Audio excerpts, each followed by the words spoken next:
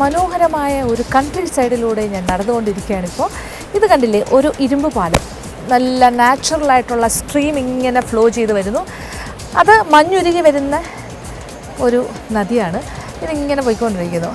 അതിൻ്റെ മേളിൽ കൂടെ ഒരു ലോങ് ബ്രിഡ്ജ്, ചുറ്റോട് ചുറ്റും മലനിരകൾ കണ്ടില്ലേ, ധാരാളം. എന്നിട്ട് ഇവിടുത്തെ പൈൻ ട്രീസ്, പോപ്ലാർ ട്രീസ്, പിന്നെന്താ വില്ലോ ട്രീസ്.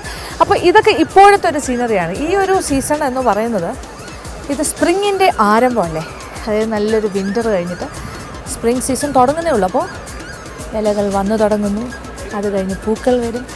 അപ്പോൾ ഇവിടെ ശരിക്കും സ്പ്രിങ് നല്ലോണം സ്പ്രിങ് ആയി കഴിഞ്ഞൊന്ന് വന്നു നോക്കൂ, എല്ലാം ഗ്രീനറി ആയിരിക്കും. ബ്യൂട്ടിഫുൾ സീനാണ് ഈ സ്ഥലത്ത്. അതായത് കാശ്മീരിലൊക്കെ യൂറോപ്പ് പോലെയാണ്, 4 സീസൺസും ഉണ്ട്. സ്പെസിഫിക്കായിട്ട് അറിയാൻ പറ്റുന്ന കാര്യമാണെന്നാണ് പറയുന്നത്. അപ്പോൾ സ്പ്രിങ്, ഓട്ടം, വിൻ്റർ ആൻഡ് സമ്മർ. ഓട്ടമായി കഴിയുമ്പോൾ ഇല പൊഴിയുന്ന കാലം, അപ്പോൾ ഫ്രൂട്ട്സൊക്കെ പറിക്കുന്ന സമയം, ഇല ഇങ്ങനെ പഴുത്ത് താഴെ വീഴും, അങ്ങനത്തെ കുറേ കാഴ്ച. അത് കഴിഞ്ഞാൽ പിന്നെ വിൻ്റർ, മഞ്ഞ് മൂടി കിടക്കും. പിന്നെ അത് കഴിഞ്ഞാൽ വെയിൽ വരും. വെയിൽ വന്ന് കുറച്ച് കഴിയുമ്പോൾ സ്പ്രിങ്, പൂക്കൾ വന്നു തുടങ്ങും, ഇലകൾ. അങ്ങനെ എത്ര രസമാണല്ലോ ആ നേച്ചറിൻ്റെ ആ ഒരു ട്രാൻസിഷൻ നമുക്ക് ശരിക്കും അറിയാൻ പറ്റുന്ന ചില സ്ഥലങ്ങളിലൊന്നാണ് കാശ്മീർ.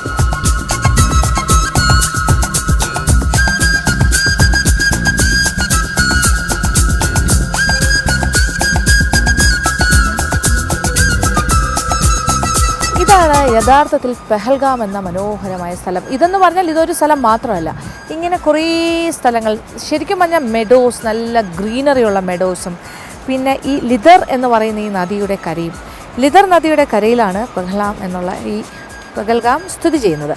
അപ്പോൾ ഈ ഒരു ബ്യൂട്ടി എന്ന് പറയുന്നത് നദിയുടെ ഭംഗി, അതിന് ചുറ്റും കാണുന്ന പച്ചപ്പ്, മരങ്ങൾ, ഇതാണ് ശരിക്കും ഇവരുടെ ഒരു ഐഡിയൽ ഒരു പിക്നിക് സ്പോട്ടാണ്. കാശ്മീരികൾ ഏറ്റവും കൂടുതൽ പ്രിഫർ ചെയ്യുകയും ഇഷ്ടപ്പെടുകയും ചെയ്യുന്നൊരു സ്ഥലമാണ് പെഹൽഗാം. പിന്നെ മഞ്ഞുകാലം ആയിക്കഴിഞ്ഞാൽ പിന്നെ ഈ ഗ്രീനറി ഒന്ന് കുറയും. അപ്പോൾ ഇപ്പോൾ ശരിക്കും കുറച്ച് ഗ്രീനറി കുറഞ്ഞിരിക്കുന്ന സമയമാണ്. ബട്ട് സ്റ്റിൽ ഇവിടെ കുറച്ച് മഞ്ഞ് അവിടെ ഇങ്ങനെ കിടക്കുന്നു, കണ്ടില്ലേ? ആ കാണുന്നതെല്ലാം ഇവിടെ താമസിക്കാനുള്ള കുഞ്ഞു കുഞ്ഞു റിസോർട്ടുകൾ. ആർക്കെങ്കിലും വരികയാണെങ്കിൽ ഒന്ന് ഡേ സ്പെൻഡ് ചെയ്യണമെങ്കിൽ അവിടെ താമസിക്കുക. അല്ലെങ്കിൽ 1 ഡേ പിക്നിക്സ്, അങ്ങനത്തെ കാര്യങ്ങളുണ്ട്. ഇവിടെ വന്ന് ഇങ്ങനെ ഇരിക്കുക, അതൊക്കെയാണ് ഇവിടുത്തെ ഒരു സന്തോഷം. നിങ്ങൾ നടന്ന് കാണാൻ സാധിക്കും. ഇവിടെ നിന്ന് തന്നെ പിന്നെ പോണി റൈഡ് എടുത്തിട്ട് കുറച്ചുകൂടി വെള്ളിലേക്ക്, മലയുടെ വെള്ളിലേക്കൊക്കെ പോകും. ആ ഭാഗത്തൊക്കെ അവിടെയും ഇതുപോലെ നല്ല ഗ്രീനറി ഉള്ള ഭാഗങ്ങളും. ഇപ്പോൾ ഫുൾ സ്നോ ആയിരിക്കും, അല്ലെങ്കിൽ നല്ല ഗ്രീനറിയും, അവിടെ കുറച്ച് സ്നോയും, അങ്ങനത്തെ കുറേ കാര്യങ്ങൾ കാണാൻ സാധിക്കും. എന്തായാലും ഈ ലിദർ എന്ന് പറയുന്ന ലിദർ നദിയുടെ കരയിലാണ് പെഹൽഗാം സ്ഥിതി ചെയ്യുന്നത്.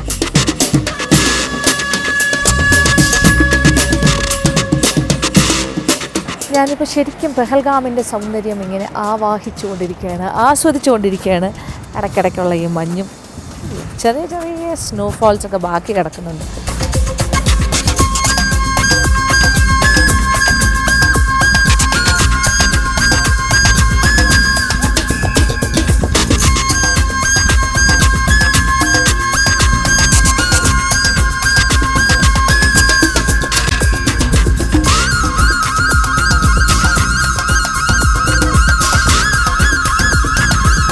ശരിക്കും ഒരു പിക്നിക് സ്പോട്ട് തന്നെയാണ്.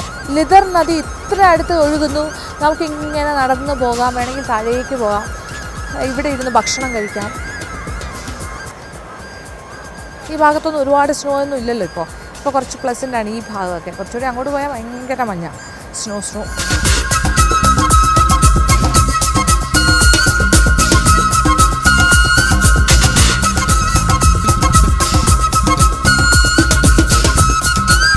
രണ്ട് മൂന്ന് ഫാമിലീസ് ഇവിടെ അതൊരു പിക്നിക് പോലെ വന്നിട്ട് അവിടെ കുറച്ച് ടവലൊക്കെ വിരിച്ച് അവിടെ ഇരുന്നു. അത് കഴിഞ്ഞ് ഭക്ഷണം കഴിച്ചു, വെള്ളത്തിലൊക്കെ ഇറങ്ങി ഫോട്ടോ എടുക്കുന്നു, കൈ കഴുകുന്നു. അവരിങ്ങനെ ശരിക്കും ഈ ദിവസം എൻജോയ് ചെയ്യാണ്. 1 ഡേ ടൂറാണെന്ന് തോന്നുന്നു.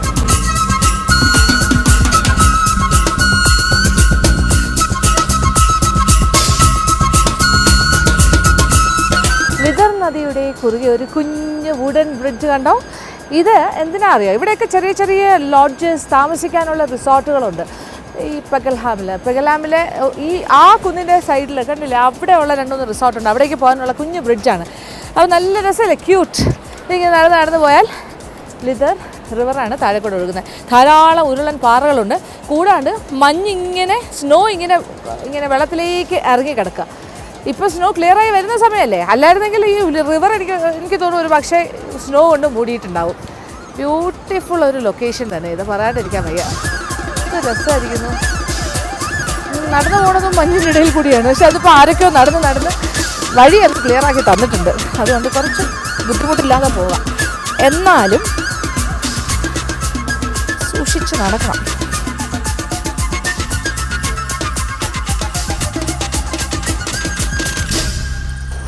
ഇടയ്ക്കിടയ്ക്ക് മഞ്ഞിനൊരു ചവിട്ട് കൊടുക്കും.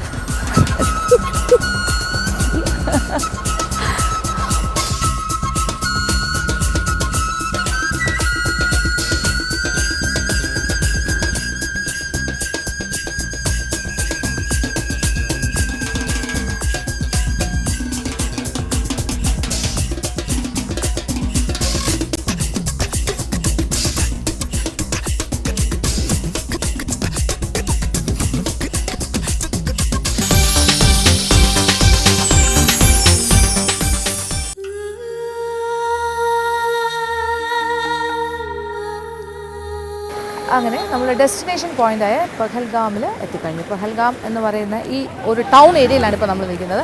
ടൗൺ ഏരിയ എന്ന് പറഞ്ഞാൽ ഇതിന് ഒരുപാട് പ്രാധാന്യമുണ്ട്. കാര്യം ഇവിടെ വന്നു കഴിഞ്ഞിട്ട് ഇതാണ് അമർനാഥ് യാത്രയുടെ ഒരു പ്രധാന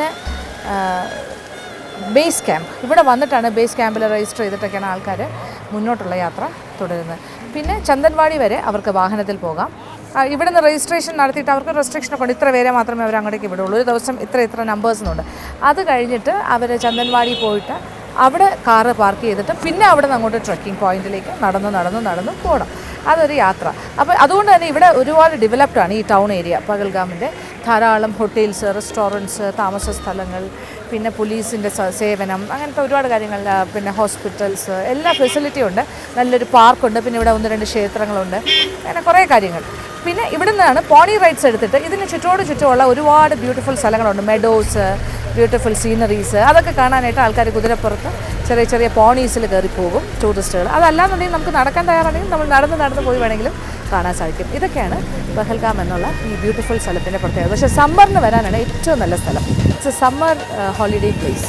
കാര്യം നല്ല തണുപ്പും കാറ്റും, എന്നാൽ സ്നോ ഒന്നും ഉണ്ടാവില്ല ആ സമയത്ത്. ഇതിപ്പോൾ സമ്മറിൻ്റെ സ്റ്റാർട്ടിംഗ് ആണ്.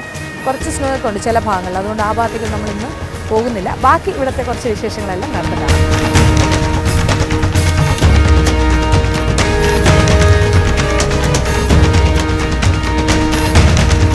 നമ്മൾ പെഹൽഗാം എൻട്രി ചെയ്ത് കഴിഞ്ഞു. പെഹൽഗാമിലെ എൻട്രി പോയിൻറ്റ് ബേസ് ക്യാമ്പ് കണ്ടു അമർനാഥ് യാത്രയുടെ. ഇപ്പോൾ ലിദർ നദിയുടെ കരയിലാണ് ഈ പെഹൽഗാം എന്ന് പറഞ്ഞ ബ്യൂട്ടിഫുൾ പ്ലേസ്. ഇപ്പോൾ ഞാൻ അവിടുത്തെ ബ്യൂട്ടി ആസ്വദിച്ചിങ്ങനെ നടക്കുകയാണ് പല സ്ഥലങ്ങളിലായിട്ട്. ഇപ്പോൾ കറങ്ങി നടക്കുന്ന എവിടെയാണെന്ന് മനസ്സിലായി. ഇതൊരു ദേവദാരുവിൻ്റെ തോട്ടമാണ്. ദേവദാരു എന്ന് പറയുന്ന വൃക്ഷങ്ങളുടെ ദേവദാരു വൃക്ഷങ്ങളാണ് ഈ കാണുന്നതെല്ലാം. ഇത് ഭംഗിയറിയാം. ഇതിൻ്റെ പ്രത്യേകത എന്ന് വെച്ചാൽ ഏറ്റവും വില കൂടിയ തടിയാണിത്, ദേവദാരു എന്ന് പറയുന്ന ഈ മരത്തിൻ്റേത്. പിന്നെ ഇത് നല്ല വണ്ണം വെച്ച് കഴിഞ്ഞാൽ അതിനെ മുറിച്ച് നമ്മുടെ തേക്കിനെക്കാട്ടിലും വിലയാണെന്നാണ് പറയുന്നത്. കാര്യം ഇതുകൊണ്ട് ഫേർണിച്ചേഴ്സ് ഉണ്ടാക്കാം, അല്ലാണ്ട് ഒരുപാട് കാര്യങ്ങൾ ഇതിലുണ്ടാക്കാം. പിന്നെ ഇതിൻ്റെ ഒരു ഈട് എന്ന് പറയുന്നത് ഇത് ഭയങ്കര സ്ട്രോങ് വുഡാണ്, ഒരിക്കലും ചീത്താവില്ല. 200 വർഷം വരെ വെള്ളത്തിൽ കിടന്നാലും അതിന് ഒരു കേടുപാട് സംഭവിക്കില്ല എന്നാണ് പറയുന്നത്. അതുകൊണ്ട് തന്നെ ഇവിടെയുള്ള ഹൗസ് ബോട്ട്സ്, ഷിക്കാറാസ് ഇതെല്ലാം ദേവദാരുവിൻ്റെ തടിയിലാണ് പണിയുന്നത്. അപ്പോൾ ഈ ദേവദാരു തോട്ടത്തിലൂടെ ഇങ്ങനെ നടക്കുക എന്ന് പറയുമ്പോൾ അത് രസമല്ലേ. ഇതെല്ലാം ഇവിടെ പഹൽഗാം ഏരിയയിൽ വന്നു കഴിഞ്ഞാൽ കാണുന്ന കാഴ്ചകളാണ്.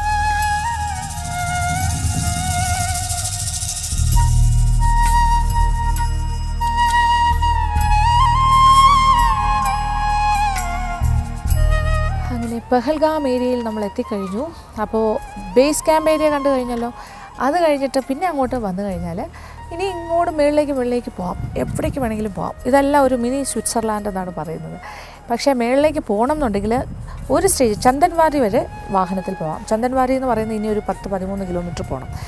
അവിടെ എത്തിക്കഴിഞ്ഞാൽ അതാണ് ശരിക്കും പറഞ്ഞാൽ അമർനാഥ് യാത്രക്കാരുടെ എൻട്രി പോയിൻ്റ്. അവിടെ വരെ അവർക്ക് വാഹനം കൊണ്ടുപോകും. അത് കഴിഞ്ഞാൽ പിന്നെ ട്രക്കിംഗ് ആണ്.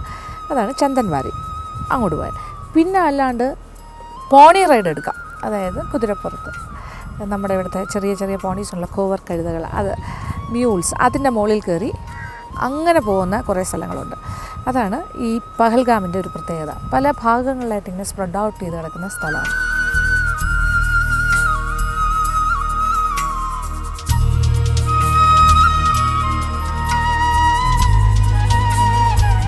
ബെൽസാരൻ എന്ന് പറയുന്നൊരു ഭാഗമുണ്ട്. അവിടേക്ക് പോകുകയാണെങ്കിൽ നല്ല ബ്യൂട്ടിഫുൾ മെഡോസും ഇത്. പക്ഷേ ഇപ്പോൾ ഈ ഒരു പീരീഡിൽ പോയി കഴിഞ്ഞാൽ ഈ കാണുന്നതൊക്കെ തന്നെയാണ് പഹൽഗാമിൻ്റെ പ്രധാനപ്പെട്ട സ്ഥലങ്ങൾ. ഇങ്ങനെ നമുക്ക് പോകാൻ സാധിക്കും. പോണി റൈഡിൽ സ്നോ ഒക്കെ കിടക്കുന്ന ചില ഏരിയാസ്, ബ്യൂട്ടിഫുൾ സ്ഥലങ്ങളാണ്.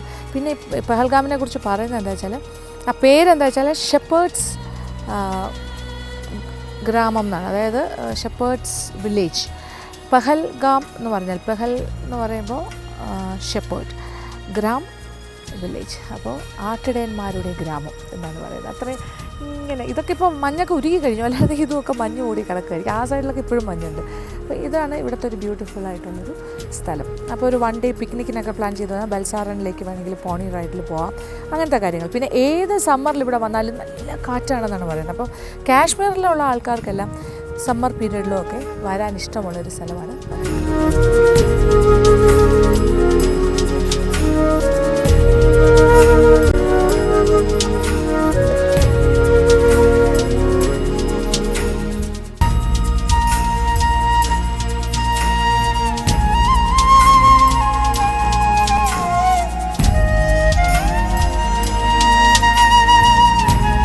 പഹൽഗാം എന്ന് പറയുന്ന യാത്ര തന്നെ ഒരു ബ്യൂട്ടിഫുൾ ആയിട്ടുള്ളൊരു ഡ്രൈവാണ്. എത്തിക്കഴിഞ്ഞാലും ഇതൊക്കെ തന്നെയാണ് ബ്യൂട്ടിഫുൾ ആയിട്ടുള്ളൊരു സീനറി. ഇവിടെ എത്താറായപ്പോഴത്തേ നോക്കൂ, ഒരു ഗ്രാമം. ഞാനിങ്ങനെ വെള്ളം നോക്കുകയാണ്.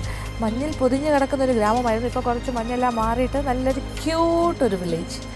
ഒന്ന് അവിടേക്ക് പോയാലോ? അവിടെ പോയിട്ട് അവിടുത്തെ വിശേഷങ്ങളൊക്കെ ഒന്ന് കാണാം. ആ വീട്ടുകാരൊക്കെ എങ്ങനെയാണ് അവിടെ കുക്കിംഗ് എല്ലാം നടത്തിക്കൊണ്ടിരിക്കുന്നത്. അപ്പോൾ ലഞ്ച് ടൈം എല്ലാം ഏകദേശം കഴിയാറായി എന്ന് എനിക്ക് തോന്നുന്നു. പക്ഷെ നോക്കാം, എന്നാലും എന്തെങ്കിലും കാണും.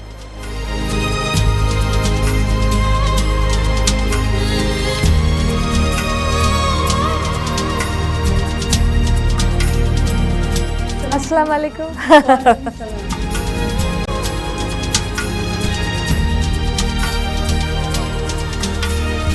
മൂന്ന് കുഞ്ഞുങ്ങളുണ്ട്, 3 പേര്. അയ്യോ ഫോട്ടോ 3 പെൺകുഞ്ഞുങ്ങളാണ്. മൂത്ത കുഞ്ഞ് സ്കൂളിൽ നിന്ന് വന്നതേ ഉള്ളൂ. ബാക്കി ഇവിടെ വേറെയും ആൺകുട്ടികളൊക്കെ ഉണ്ട്. അപ്പുറത്തെ നെയ്ബറിൻ്റെ മക്കള് എല്ലാവരും ഉണ്ട്.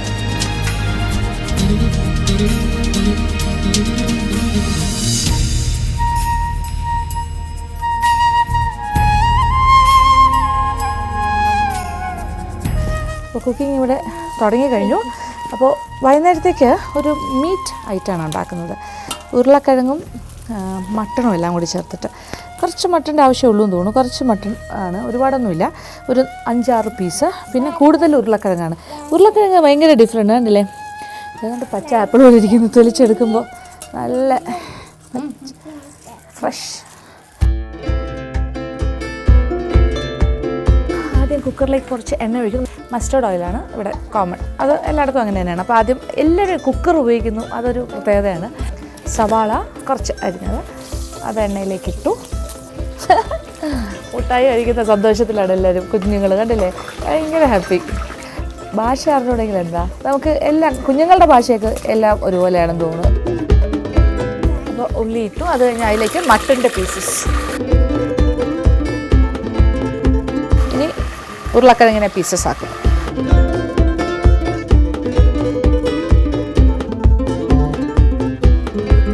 ശരിക്കും ഞാൻ എന്ത് പറയുന്നൊന്നും അറിയില്ല അവർക്ക്. പക്ഷെ എന്തായാലും സ്നേഹത്തിൻ്റെ ഭാഷയുടെ അതിർവരമ്പുകളിൽ ഇപ്പോൾ നമ്മൾ കേരളത്തിലാണെങ്കിലും കാശ്മീരിലാണെങ്കിലും നമ്മളെല്ലാം ഒന്നാണെന്നുള്ളതിൻ്റെ ഏറ്റവും വലിയ കാര്യമാണ്. നമുക്ക് ഇങ്ങനൊരു വീട്ടിലേക്ക് കടന്നു ചെല്ലാൻ സാധിക്കുന്നു. അവർ നമ്മളെ സന്തോഷത്തോടു കൂടി വരവേൽക്കുന്നു. വീട്ടിനകത്ത് ഒരു അംഗത്തിനെ പോലെ ട്രീറ്റ് ചെയ്യുന്നു. അവരോടൊപ്പം നമുക്കൊരു വ്യത്യാസമൊന്നുമില്ല. എൻ്റെ വീട്ടിലെ ഒരു അംഗത്തിനെ പോലെ തന്നെ എനിക്ക് തോന്നുന്നു. ഞാൻ എൻ്റെ ഒരു റിലേറ്റീവിൻ്റെ വീട്ടിൽ പോയാൽ എങ്ങനെയായിരിക്കും, ആ ഫീൽഡിൽ തന്നെയാണ് ഞാനിവിടെ ഇരിക്കുന്നത്. ഒരു സ്ട്രേഞ്ച് ഫീലിങ്ങും എനിക്കില്ല. ഭക്ഷണത്തിൻ്റെ കാര്യത്തിലും നമ്മൾ കഴിക്കുന്ന ആഹാരം തന്നെയല്ലേ ഇതൊക്കെ. ചെറിയ ചെറിയ മാറ്റങ്ങളല്ലേ ഉള്ളൂ.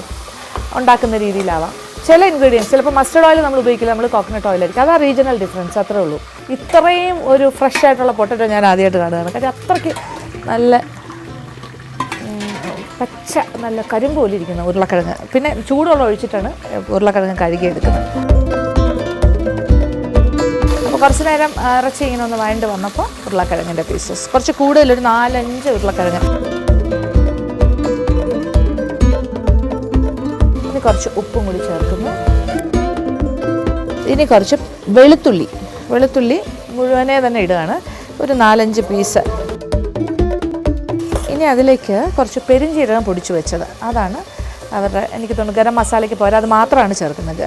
കുറച്ച് കൂടുതൽ 1 ടീസ്പൂൺ, ഒരു വലിയ എനിക്ക് തോന്നുന്നു 2 ടീസ്പൂണോളം ചേർത്തു. പിന്നെ മുളക് പൊടി, കാശ്മീരി ചില്ലി പൗഡർ, അത് ഒരു വലിയ ടേബിൾ സ്പൂൺ. പിന്നെ ഇച്ചിരി മഞ്ഞൾപ്പൊടി, അതും കുറച്ച് കൂടുതലിടും. മഞ്ഞൾപ്പൊടി ഒരു വലിയ സ്പൂൺ ഇട്ടു. ഇവിടെ എല്ലാവരും മഞ്ഞൾപ്പൊടി കൂടുതലാണ് ഉപയോഗിക്കുന്നത്. അതിപ്പോൾ ബംഗാളിൽ പോയപ്പോഴും കണ്ട കാഴ്ചയാണ്. മഞ്ഞൾപ്പൊടി ധാരാളമായിട്ട് ബംഗാളി കുക്കിങ്ങിലും ചേർക്കുന്നത്. വഴറ്റിയെല്ലാം കഴിഞ്ഞു. ആവശ്യത്തിന് ഇനി കുറച്ച് ചൂടുവെള്ളം, 2 വലിയ തവി ചൂടുവെള്ളം ചേർത്തു. എന്നിട്ട് കുക്കർ അടച്ച് വേവിക്കും.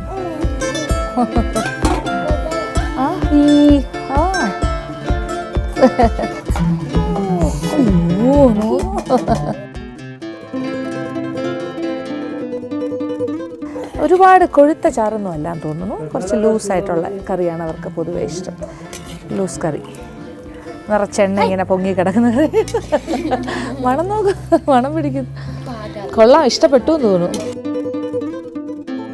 റെഡി, കണ്ടില്ലേ എന്ത് ഈസി ആയിട്ടുണ്ടാക്കി. ഒരുപാട് എന്താ പറയുക കഷ്ടപ്പാടൊന്നുമില്ല. ഭയങ്കര കൊഴുത്ത കറിയൊന്നുമല്ല, ലൂസ് ഗ്രേവി ആയിട്ട്. ഇതാണ് ഒരു സ്റ്റൈലിലാണ് അവർ കഴിക്കുന്നത് ചോറിൻ്റെ കൂടെ എല്ലാം. അപ്പം ഇവർക്കൊക്കെ സ്ഥിരം കഴിക്കുന്നുണ്ട്, അത് അറിയാൻ പറ്റും എങ്ങനെയാണ് ഇതിരിക്കുന്നതെന്നുള്ളത്. നമ്മൾ ഇങ്ങനെ സാധാരണ റെസ്റ്റോറൻറ്റ്സിൽ പോയി കഴിച്ചാലും മീറ്റ് കറി, പല കറീസും ഞാനിങ്ങനെ ടേസ്റ്റ് ചെയ്തപ്പോഴും ഒക്കെ എല്ലാം ഇങ്ങനെ കുറച്ച് ലൂസായിട്ടുള്ള ഗ്രേവിയാണ് നോർമലി ഞാൻ കാണുന്നത്. അസൽ കാണാൻ വളരെ അസൽ എന്ന് പറഞ്ഞാൽ കാശ്മീരി ഭാഷയിൽ വളരെ നല്ലതെന്നാണ് പറഞ്ഞത്. Very good. അപ്പോൾ കുഴപ്പമില്ല, നല്ലൊരു കാര്യം. നല്ല സ്പൈസി, കാണുമ്പോൾ തന്നെ അറിയാം. Red colour. ഇപ്പോൾ ഇവിടെ ആൾക്കാരുടെ എണ്ണം കൂടിയിട്ടുണ്ട്. കുറേ സുന്ദരി കുട്ടികൾ വന്നിരിക്കുന്നുണ്ട്, കണ്ടല്ലോ. കുഞ്ഞുങ്ങളായിരുന്നു, ഇപ്പോൾ കുറച്ചുകൂടെ വലിയ ആൾക്കാർ എത്തിക്കഴിഞ്ഞു. നെയ്ബേഴ്സാണ് ഇവിടെ എല്ലാം പഠിക്കാൻ പോയിട്ട് തിരിച്ച് സ്കൂളിൽ നിന്ന് എത്തി. നേരെ ഇത് സീനത്താണ്. സീനത്തിനെ കണ്ടോ, എന്ത് ബ്യൂട്ടിഫുള്ളാണ്. ദഹനെ വിട്ട് പോയിട്ടില്ല, ഇവിടെ തന്നെ ഉണ്ട്, കണ്ടില്ലേ. ഇവിടെ ടവലൊക്കെ വെച്ച് കളിച്ചുകൊണ്ടിരിക്കുക. ഇപ്പോൾ രാജ്മ വെച്ചൊരു കാര്യം ഉണ്ടായിക്കൊണ്ടിരിക്കുക. രാജ്മ വേവിക്കാനായിട്ട് വെള്ളത്തിലൊഴിച്ച് വയ്ക്കുകയാണ് കുക്കറിൽ ആദ്യം. ഇവിടെ സാധാരണഗതിയിൽ സമ്മർ ടൈമിലെല്ലാം ഇവർ വെജിറ്റബിൾസൊക്കെ ഡ്രൈ ചെയ്ത് വെക്കുന്നതാണ് പറയുന്നത്, കാശ്മീരി വീടുകളിലെല്ലാം. എന്ന് വെച്ചാൽ വിൻ്റർ ടൈമിൽ ഉപയോഗിക്കാൻ വേണ്ടിയിട്ടാണ്. കാര്യം ആ സമയത്ത് പച്ചക്കറികളൊക്കെ കിട്ടാൻ പാടില്ലേ ഫ്രഷ് ആയിട്ട്. അപ്പോൾ അതുകൊണ്ട് പംകിൻസ്, പിന്നെ ഡ്രൈ പംകിൻസ്, എല്ലാ കാര്യങ്ങളും അവർ ഉണക്കി വെക്കും. ഇത് ഡ്രൈ പംകിൻസ് ആണ്. പിന്നെ കത്തിരിക്ക, ഇതൊക്കെ ഉണക്കി വെക്കാറുണ്ട് പറഞ്ഞു. ഇതിപ്പോൾ മത്തങ്ങ ഉണക്കിയത്, പിന്നെ കുമ്പളങ്ങ, പിന്നെ ലൂക്കി, ഇതെല്ലാം ഉണക്കി വെക്കുന്ന സാധനങ്ങളാണ്. അപ്പോൾ ഇതിൽ കുറച്ച് മത്തങ്ങയും രാജ്മയും കൂടെ ചേർത്തുള്ള കാര്യമാണ് ഉണ്ടാക്കുന്നത്. അപ്പോൾ രാജ്മ ആദ്യം വേവിക്കാനിട്ട് കുക്കറിൽ കയറ്റി ആ സമയം കൊണ്ട് പംകിൻ ഉണങ്ങിയ മത്തങ്ങയെ ഒന്ന് റെഡിയാക്കി എടുക്കുകയാണ്. രാജ്മ നന്നായിട്ട് വെന്ത് കഴിഞ്ഞു. കുക്കറിൽ നിന്ന് തുറന്നു നോക്കി. പിന്നെ പംകിൻസ്, ഉണക്ക പംകിൻസ് വെള്ളത്തിലിട്ട് കുതിർത്തത് ഇതിനകത്തേക്ക് ഇട്ടു. അപ്പോൾ അതും പാകത്തിന് കുതിർന്നു.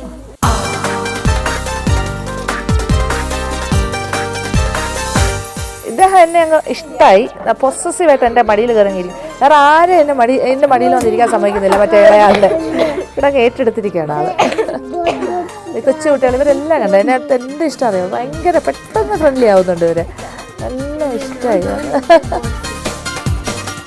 കുറച്ച് മസ്റ്റേർഡ് ഓയിൽ ഒഴിച്ചു ചീനച്ചട്ടിയിൽ. അപ്പോൾ രാജ്മയും ഉണക്ക പംകിൻ കുതിർത്തതും നന്നായിട്ട് വെന്ത് കഴിഞ്ഞു.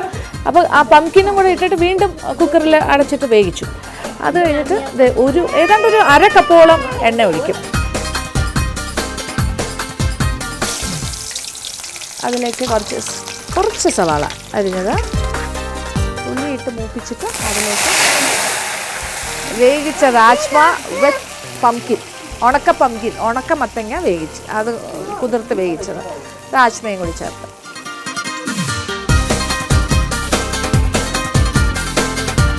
ഇനി അതിലേക്ക് ആവശ്യത്തിന് ഉപ്പ്,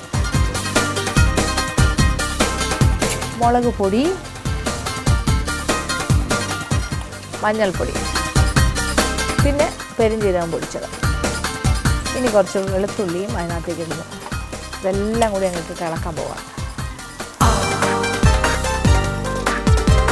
ആ വഴറ്റിയ കാര്യങ്ങളെല്ലാം കൂടി ആ രാജ്മ വേവിച്ച വെള്ളം ഉണ്ടല്ലോ അതിലേക്ക് തന്നെ തിരിച്ചിട്ടു ആ ഗ്രേവിയിലേക്ക്. എന്നിട്ട് വീണ്ടും ഒന്ന് അടുപ്പിൽ വെച്ചൊന്ന് തിളപ്പിച്ച് അടുപ്പിൽ നിന്ന് മാറ്റും. ഇത്രയേ ഉള്ളൂ, സിമ്പിൾ. കുക്കറിൽ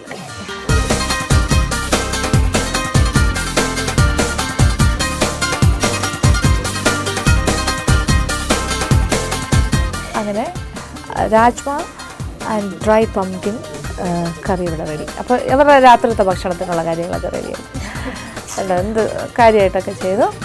അപ്പോൾ ഇനി കൂടുതലൊന്നും ഞാൻ പറയുന്നില്ല. ഇവിടുത്തെ കാഴ്ചകളെല്ലാം കഴിഞ്ഞു. അപ്പോൾ ഞങ്ങൾ എല്ലാവരും കൂടി ചേർന്നിട്ട് okay say bye bye bye bye.